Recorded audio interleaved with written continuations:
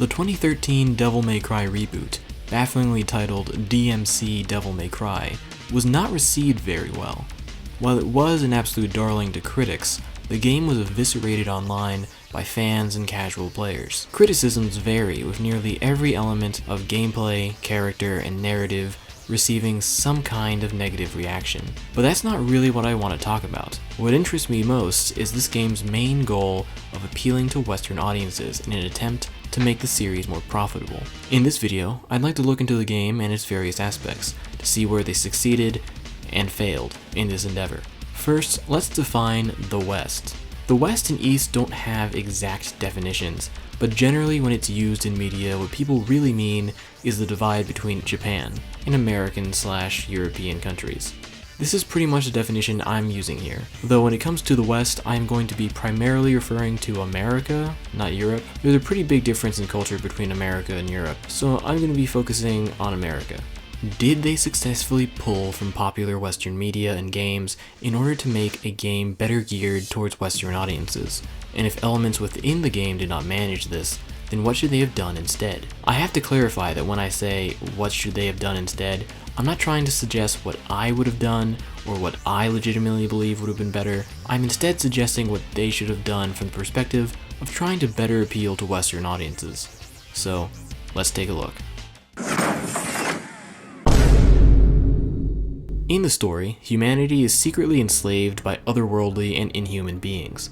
The heroes work to expose the world's shadow overlords and free humanity. If this sounds familiar, that's because it's also the plot of several movies, most notably They Live and The Matrix. It's clear that They Live is the main inspiration here, so much so that honestly it comes closer to plagiarism sometimes. This is a Western movie that they're cribbing from, so that's good, right? Sure, if the game was released 30 years ago.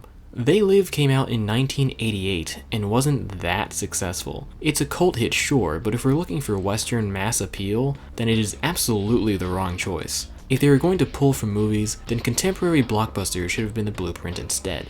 But that's the question right there. Should they have pulled from Western movies? I would say no. This is a video game after all, so Western video games should have been the inspiration, even in the story department. The main reason for that is that the structure of movies and video games are entirely different, so applying the structure of a movie story to a video game wouldn't work. The opposite is usually true as well, but let's focus here. In both They Live and The Matrix, the story has to first establish the threat and then prepare the heroes to deal with them. This means that for a large stretch of both movies, the main character doesn't actually fight anything.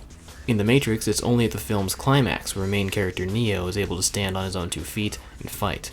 So you can see why this sort of story structure wouldn't really be compatible with an action game where you're supposed to be fighting enemies from beginning to end. If we were to apply this structure to a video game, we could compress it somewhat, but it would still leave a decent chunk of the early game with no actual combat. You can even see how this affects the story of the reboot. The creators wanted the story to be similar to movies like They Live, but they also knew that Dante needed to be combat ready from the jump, so the character ends up in this middle area of his life in what is supposed to be an origin story. Dante is fighting demons already, but he's also not aware of how demons operate. The demons also don't know who he is, despite him having already fought and killed some of their own. How? These are all problems brought on by trying to apply things from a film story to a game. So then, what game should they have used as inspiration instead? Since this game was a hack and slash made to appeal to Westerners, there's one game series that is the obvious choice for inspiration: God of War. The God of War series was basically the Western response to Devil May Cry in the first place, so it only makes sense to borrow from it when westernizing DMC. The narrative structure for the reboot is already similar to that of God of War, with the main characters starting off in the middle of their story, with their history and motivations explained later in flashbacks. The difference lies in what the stories are about. The first God of War game is centered firmly around Kratos. We see his history, the origin of his white skin, how he got his blades, his hatred of the gods, all of it. The game is about him. It made people care about Kratos as a character, and that's why God of War became a hugely popular series. But the DmC Reboot is about Dante, kind of. But it's also about Kat and her relationship with Dante, and it's also about Virgil and the build-up to his betrayal, and it's also really about the social commentary that's about as subtle as a brick to the face. So with all this noise, the main character gets lost in the scuffle. So then, the reboot story should have been focused squarely on Dante, diving further into his history and who he is as a person. But if they were going to use movies as an inspiration, then 1998's Blade would be perfect. Blade is a cool monster hunter who shares half his blood with the very monsters he fights. He uses a combination of guns and blades, and most importantly, he wears a big trench coat. The Blade movie would have been the perfect basis for both the Dante character and the overall story. For more contemporary choices, I'd say that 2008's Iron Man and 2009's Avatar should have been the blueprint. In addition to their blockbuster scale, it's easy to see how using these movies as inspiration could have benefited the game's development. In terms of the narrative, both movies feature a main character who is initially on the wrong side of things. They see the error of their ways and join up on the side of the angels and become the hero of the story. This sort of narrative is already similar to what they had in mind for Dante in the reboot, with him becoming a better person over the course of the game.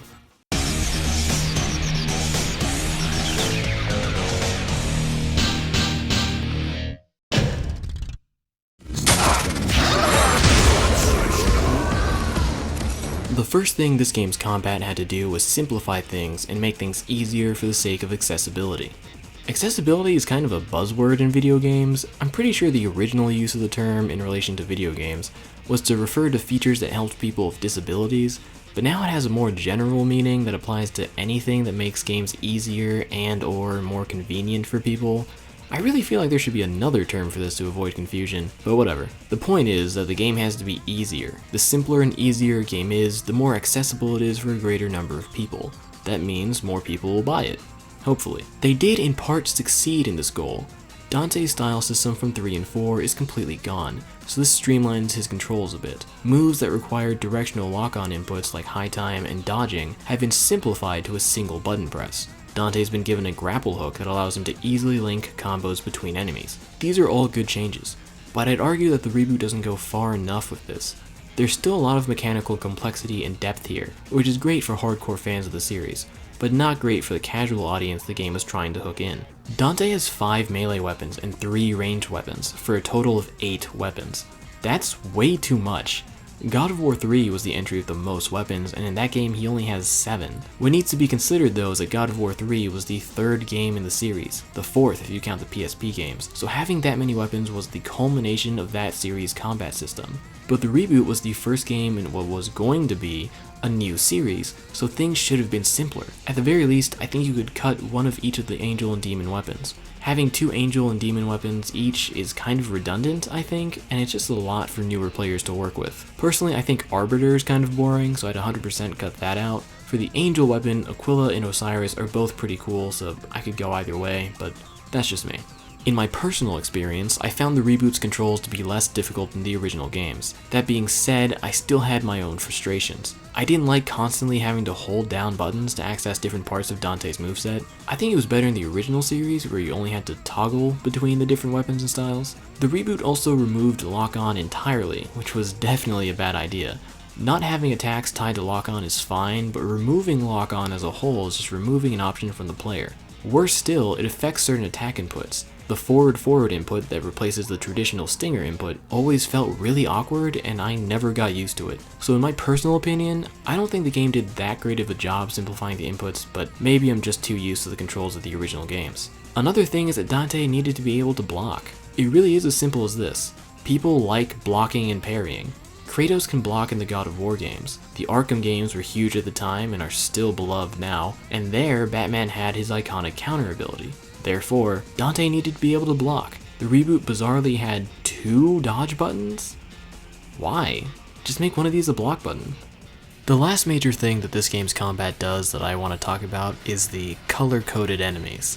There are red and blue enemies that in the original release could only be damaged by the weapons of the corresponding colors. Demon weapons for red enemies and angel weapons for blue enemies. In the original release, hitting these enemies with any other weapon type would cause Dante to awkwardly bounce off of them, which would completely kill the flow of a combo. I know people really didn't like these enemies, and I agree that they sucked, but from the perspective of trying to capture a new audience and better appeal to Westerners, I think these enemies were a good addition. This is something I've noticed not just by watching people play the Devil May Cry games, but games in general. New players don't use new weapons.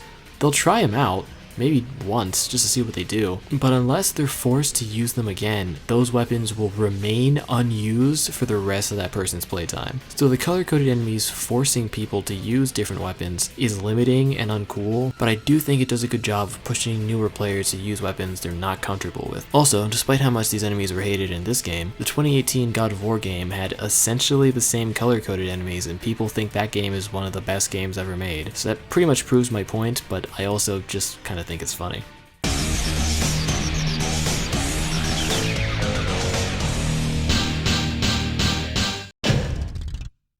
Rewind a bit, who are you again?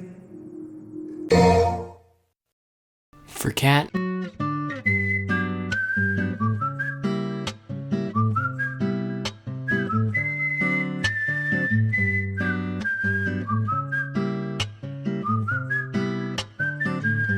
for Mundus, I don't think this one is super important. Obviously having a good villain helps, but it doesn't look like anyone really cares that much what the main antagonist is like in a video game. Going back to God of War, the series had two main antagonists, Ares and Zeus, and both of their personalities can be boiled down to, they're evil. Bottom text. I mean, despite everyone loving Arkham Asylum and how Joker is the main villain, the actual final boss fight against him is hardly ever discussed, because it's bad. Yet people love that game anyway. Looking at the Uncharted games, despite their popularity, you'll hardly ever see people praising or even commenting on the antagonists. I played through the first 3 games just a few years ago and I can't even name any of the main villains.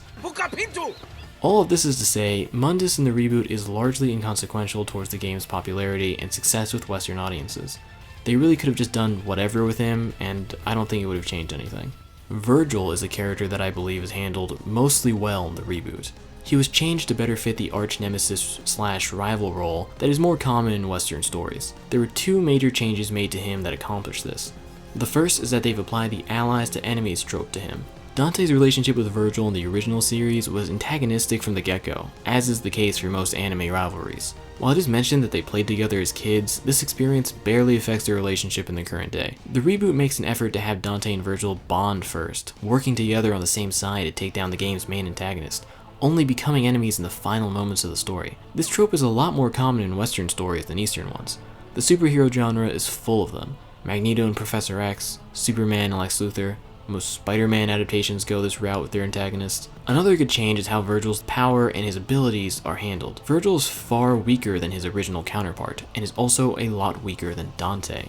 Physically, at least. This is most noticeable when looking at how the reboot tackles some of Virgil's abilities. Let's start with how his teleport works. In the original games, Virgil doesn't actually teleport. Both he and Dante do that anime thing where they move so fast that it only looks like they're teleporting. You can tell because in his trick move, the animation starts with him getting into a running stance and he ends with him catching himself. But even clearer than that is how his trick teleport works in Devil May Cry 5.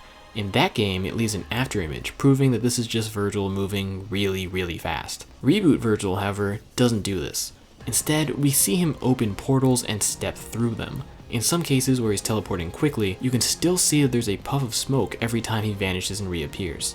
Another example of this is how the game handles Virgil's summon swords.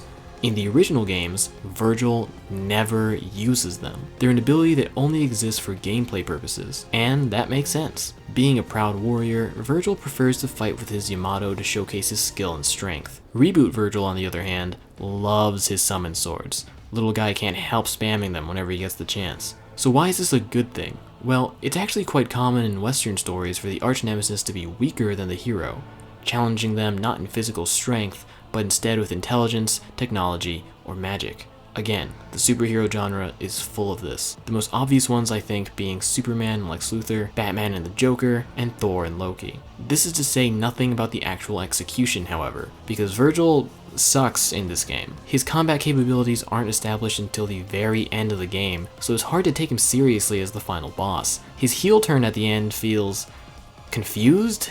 I can't really tell what his motivation for that was. Like, did he not tell them that he planned to take Mundus' place beforehand because he feared Kat and Dante wouldn't work with him if they knew? Or did he just assume that they knew, like he thought it was implied and that they got it? Or did he just forget? I don't know. The whole scene is very odd and it makes Virgil look less like a calculating leader and more like an idiot. As I said before, I'm not trying to say this is better than the original games, or even that I like this, I'm just saying the ideas were coming from the right place. Finally, the main attraction. Being the main protagonist, Dante is the single most important thing that needed to be done right, but in my opinion, he's the biggest misstep the game makes. I won't discuss his personality much because I think it's clear that the Reboot Dante's attitude and personality were heavily changed during production due to the backlash they received after the initial reveal trailer, so it's hard to pinpoint how much of the character is what the developers wanted to do with him, and how much was stuff that was forced upon them by a very worried Capcom. Before I tear into the poor guy, it's important to look at what they did right. Dante's color palette is far darker and more muted than his classic counterpart. Western games, especially in the 2010s, tend to aim for realism in their designs. Part of this means having darker and more muted, realistic colors. So the color scheme Dante has definitely fits that, including the change in hair color, as a mainstream Western audience would definitely reject his classic white hair as being too silly. Dante's backstory has been changed, so he's no longer half demon and half human. He's now half demon and half angel, a mixed race that the game refers to as Nephilim. This change is good because it incorporates angels into the narrative. The original series didn't have angels at all, which makes sense once you consider the context of Japanese culture. In Japanese folklore, angels basically don't exist. Demons, evil spirits, yokai are plentiful, but angels, not so much. The tenin is sort of the Japanese equivalent to angels, but they don't show up much in media. I mean, just look at how short the tenin Wikipedia page is compared to how long the yokai one is. However, angels are a deeply embedded part of Western religion and media. This is mostly due to the prevalence of Christianity in the West, and if you know anything about the religion, then I don't have to tell you how angels are a big part of it. So any piece of Western media that has demons in it is basically guaranteed to have angels in it as well. Because of this, I'd say having angels within the story was a good change. Again, I'm not trying to judge execution here, but the execution was off. No angels actually appear at any point in the game's story, so outside of Dante and Virgil being demon-angel half-breeds, the inclusion of angels doesn't really do much for the story. Still, they had the right idea. And that's about all they did right. Everything else here doesn't work. The Western action hero is a huge guy. I'm not just saying that, this is a well-documented trope. Westerners, Americans mostly, like their heroes to be really big and muscular. A lot of people like to say that this isn't the case anymore, and that this only applied to the action heroes of the 1980s. But that's not true. There were still action heroes near the time of the reboot's release that demonstrate this, and now, years afterwards, we are still seeing action heroes with large, shredded physiques. So the decision to give Reboot Dante a twink body is, let's be nice, and call it baffling. It actually reminds me of an interview I read about DmC 4, where the developers discussed the new character they introduced in that game, Nero. The devs said that they were aware of the fact that Westerners prefer larger action heroes, so they made Nero larger than they originally would have to preemptively account for Western sensibilities. But despite this, there were still people who thought Nero looked too small. So it's kind of funny to see Reboot Dante be so slim, and even funnier to remember that he was originally going to be even thinner, as shown by the first reveal trailer. The next is his age. I understand that the reboot was intended to be the start of a new series that would have 10 billion sequels or whatever, so they wanted to start him out young. However, Western audiences do not like younger action heroes in video games, especially if said action hero is supposed to be a cool guy. Again, just look at what other action games were doing at the time. Kratos, even as early as the first game, was a man. I don't know what Master Chief looks like under that helmet of his, but I'm willing to bet he doesn't look like a scraggly teenager. The Last of Us, the supposed best game ever made, that was released the same year as this game, has Joel, who is definitely on the older side of things. But even in the flashback opening, where he's younger, he's already a man. Reboot Dante is very much a teenager, or a young adult who's so fresh-faced that he might as well be a teenager. And that's just not the approach they needed to take. His weapons aren't very traditionally cool. Gaming action heroes need huge weapons that make them look tough, weapons that look deadly. Dante's sword in the reboot is so thin. Once more, just look at Kratos. The blades of chaos are these almost cartoonishly large blades. They're jagged and rough, and while they're not very long because they're one-handed weapons, they still look beastly because of how girthy they are. But to make a fair comparison, let's look at the two-handed swords Kratos uses. The Blade of Olympus is the first that comes to mind, but there's also the Blade of Artemis from the first God of War. Both are huge swords. Now look again at Reboot Dante's sword, the Rebellion.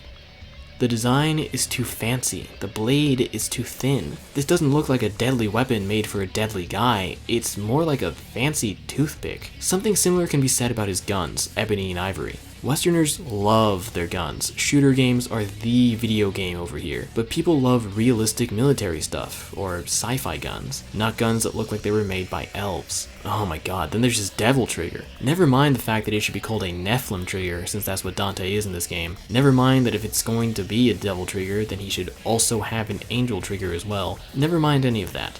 Why is his devil trigger a palette swap that just makes him look like the original Dante? I understand that the devil trigger concept is something that's difficult to adapt into a more realistic game made for Westerners. Power-up transformations are something that exist almost entirely in Eastern stories. All the examples of the trope I can think of are from Japan. I'm not saying that they should have gotten rid of it, just that Western transformations aren't plentiful, so there's not much for this game to pull inspiration from. The most common power-up form in Western games is probably the Rage mode, which is most likely what inspired Dante's devil trigger in this game.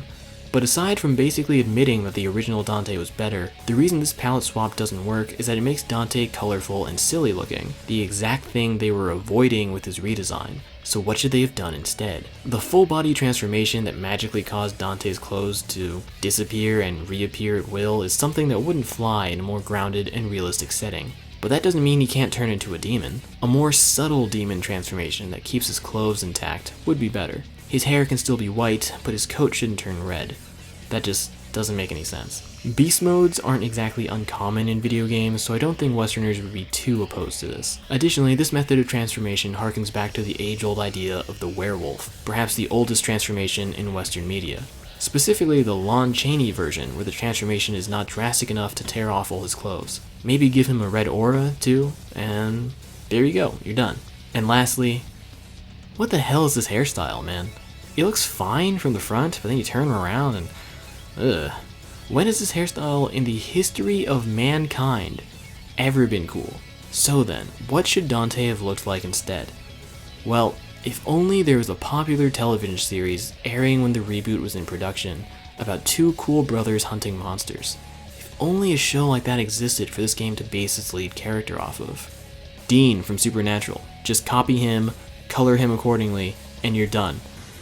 From a design standpoint, Dante in this game seems to be a character that is trying to emulate a trend or popular idea that, as far as I can tell, never actually existed. This thin, edgy, pretty boy type of character is something that companies for some reason thought people wanted at the time. See, there's another character that Reboot Dante is extremely similar to, the New 52 rendition of Lobo. The New 52 was a universal reboot for DC Comics that served as a fresh start for a lot of characters, some being fresher than others. So New 52 Lobo was a more modern reinvention of a sillier action hero guy. He was made thinner, sleeker, and prettier. He was introduced making a joke of the previous version of the character, attempted to have a more deep and emotional story, and nobody liked him, so he went away and was replaced by the original. Sound familiar?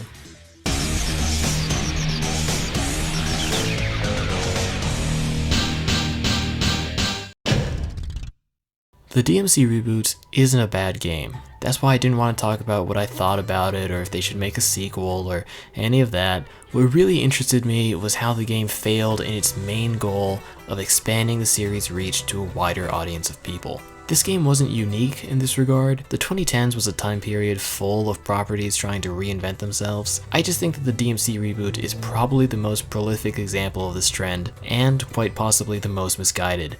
That awkward rebooting phase that a lot of IPs went through seems to be over now, as it looks like companies have realized the obvious truth that's been staring them in the face all along. This truth being that if you want to breathe a new life into a franchise to keep it relevant and popular, then you don't have to completely change everything. You only need to change things a little bit while keeping the core characters and concepts the same. I think we can see plenty of examples of franchises doing this and bouncing back, the most obvious one being DmC 5. A sequel that was released 10 years after its predecessor, Devil May Cry 5 was tasked with sort of the same goal that the reboot had: reinvigorate the series and make it more appealing to Westerners in order to get more sales. And I think 5 does a much better job than the reboot did.